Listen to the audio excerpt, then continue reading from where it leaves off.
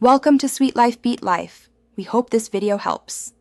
You start by verifying the panel supports 120Hz and enabling developer options so you can change system behavior. Once done, install a refresh rate control app or set up ADB on a PC. These let you override app defaults. Make sure battery saver and power profiles are off because they automatically lower refresh rates. Now that prerequisites are in place, you can execute the first override commands and observe how the system responds. Preparing for deeper changes in the next step, you will apply the system-level override now. If using ADB, run setprop debug. HWI. Force high frame rate 1 and then reboot because some services read the flag only at startup. If you prefer an app, grant it accessibility or root permissions and set a global 120Hz policy. This forces Surface Flinger to present higher frame timing.